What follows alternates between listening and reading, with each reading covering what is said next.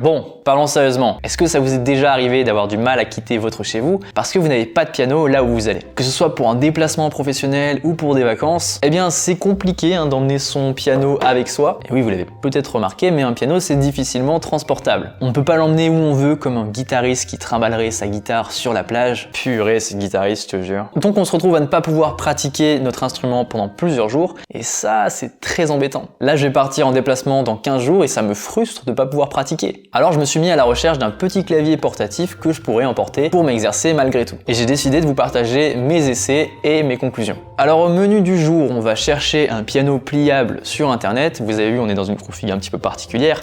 J'ai mon ordi et on va chercher ensemble tout ça. Je m'en vais ensuite le commander si je trouve quelque chose d'assez convaincant, ce qui est le cas normalement si vous voyez ces images. Et ensuite j'en ferai le test devant vous. Parce que certains businessmen ont gentiment pensé à nous autres pianistes frustrés et ont développé des pianos pliables pour les pianistes en manque. Et écoutez, on va aller faire un tour directement sur la toile pour dénicher ce fameux objet. Alors il y a plusieurs teams, il y a les pianos pliables et les pianos enroulables. Piano enroulé ça m'intrigue bien, mais les évaluations là vraiment dégueulasses ne fonctionnent pas. Ah oui, j'avoue, c'est assez rédhibitoire si c'est transportable mais que ça marche pas. Alors lui il a l'air un peu moins mal noté, il a pas mal d'avis. Avec un poids de seulement 26 kg, Ah, les touches donnent l'impression d'être un véritable instrument. J'avoue que je suis un peu sceptique parce que des pianos numériques, j'en ai essayé un paquet. Pour reproduire la sensation d'être sur un vrai piano, c'est assez compliqué quand même. Donc ma foi, on prend note et on va voir. Le piano numérique pliable est un moyen amusant et pratique d'emporter et faire de la musique en déplacement. Mais c'est parfait, c'est exactement ce que l'on cherche. Alors les commentaires, ça dit quoi? Piano. Ok, c'est descriptif. Sonne comme une casserole. Magnifique. À ne pas utiliser vu une sonorité catastrophique, une parfaite déception. Pour pianoter un petit peu à la volée dans plusieurs situations, bref, un peu comme un guitariste emporterait sa guitare. C'est ce qu'on a dit, c'est ce qu'on veut. Mauvais.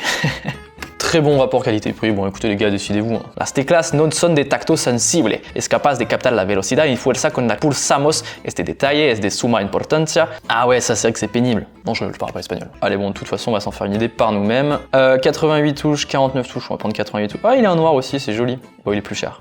Allez, 88 touches, blanc. Ajouter au piano. Au panier. Je n'ai même pas fait exprès. Essayez de dire piano, panier 10 fois d'affilée. Panier, piano, panier, piano. C'est vrai que c'est dur, c'est vrai. Allez, non merci, pas d'assurance, ça a l'air solide. Passez la commande, mes coordonnées bancaires pour que tout le monde les voit bien sur tout YouTube. Commande passée, merci. Bah écoutez, on se retrouve dans quelques jours pour tester ça par nous-mêmes. Bon, il est là, il est tout chaud et on va l'ouvrir ensemble directement. Piano Anywhere.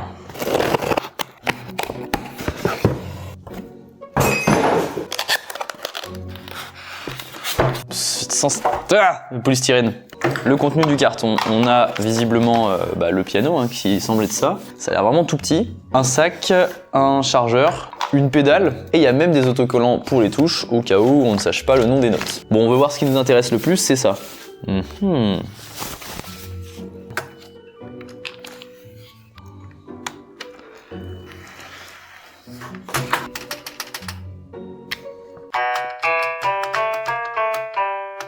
Eh bah super, ça marche en fait.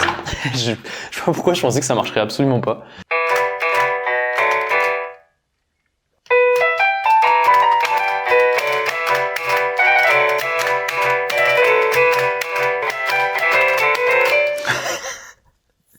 Oui, c'est pas... Le son est pas fou, mais... Ouah, ça grésille bien.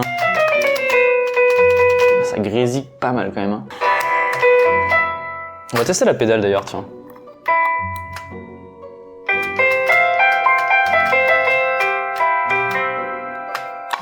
Ça a l'air de marcher.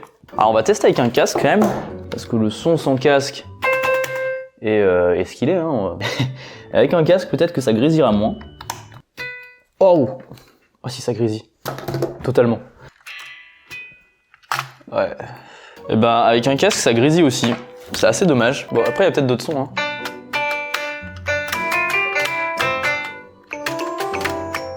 Ouh, le petit Rhodes.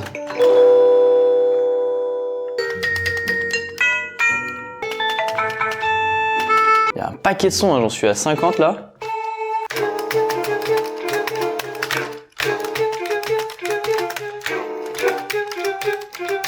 J'ai un bouton accompagnement.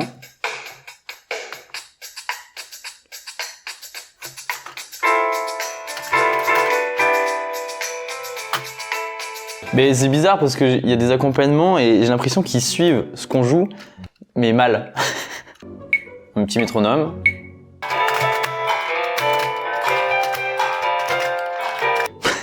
Et j'entends plus le son des touches que le son du piano en fait. Bon, qu'est-ce qu'on peut en dire tais-toi. J'avoue, le son est vraiment pas fou, hein, on va pas se mentir, c'est assez mauvais. En même temps, il y a 2 mini haut-parleurs sur les bords du piano. C'est clair qu'on peut pas faire de miracle. Hein. Pour arriver à intégrer des haut-parleurs dans un piano de cette taille, ça allait pas être top qualité dans tous les cas. Le toucher, il y en a pas. Il nous disait sensation de véritable instrument. Ah, les touches donnent l'impression d'être un véritable instrument. Non. De toute façon, sur un piano qui est aussi fin, il n'y a même pas la place pour que les touches s'enfoncent, quoi. Il n'y a même pas de mécanique. C'est normal en vrai, hein, je m'attendais pas à... Forcément les touches quand on appuie un tout petit peu dessus, c'est comme un clavier d'ordinateur, soit on appuie pas dans tous les cas. Il n'y a pas de jeu de nuances, il n'y a rien. Enfin du coup c'est vraiment pas précis comme jeu, mais bon ça c'est sans grande surprise. En vrai par contre je m'attendais à pire, je pensais que ce serait vraiment injouable. Niveau pliabilité, là en revanche j'ai jamais vu aucun piano qui fait mieux que ça, parce que c'est effectivement pliable, et c'est assez bien pensé en vrai, c'est quand même bien fait. Et franchement, ça prend pas trop de place, quoi. Je pourrais très bien le mettre dans une valise ou un sac à dos. Après, c'est très peu jouable, donc même si c'est transportable...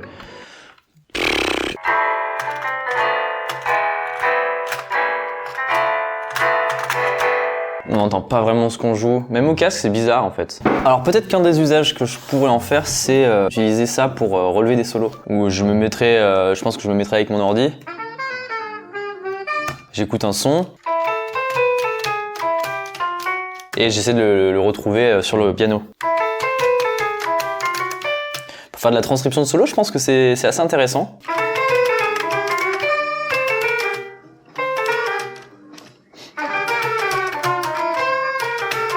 Finalement, c'est peut-être l'usage que j'en ferais, c'est de relever des solos, faire de la transcription de solos. Je pense qu'on peut y trouver son compte de cette manière, si on travaille son oreille, si on a l'habitude de relever des solos, etc. Pour jouer de temps en temps, ça peut, mais c'est vrai que le son, je suis pas dedans, et puis même les sensations sont vraiment différentes, c'est pas... Après, ça coûte 99 €, hein, je m'attendais pas à ce que ça fasse des miracles. Et franchement, je trouve que pour le prix, ça reste pas déconnant. Le toucher, le son, bon ils sont pas bons, par contre, effectivement, c'est bien pliable, ça marche bien. Et pour faire de la transcription de solo, de l'entraînement d'oreille, je trouve que ça peut avoir son intérêt. Je pense que je l'utiliserai en déplacement, mais c'est vrai que c'est pas encore l'idéal. Si vous avez des modèles de piano que vous connaissez, des pianos pliables qui sont plutôt convaincants, n'hésitez pas à les mettre en commentaire, peut-être pour en tester en prochain. J'espère que ce format de vidéo vous aura plu. Si vous cherchez ce petit clavier, je vous mettrai un lien en description de la vidéo. C'est pas encore la solution idéale selon moi, mais bon, ça peut dépanner. Je pense que je vais l'utiliser quand je serai en déplacement. Sur ce, merci d'avoir suivi cette vidéo et on se retrouve très bientôt pour une prochaine.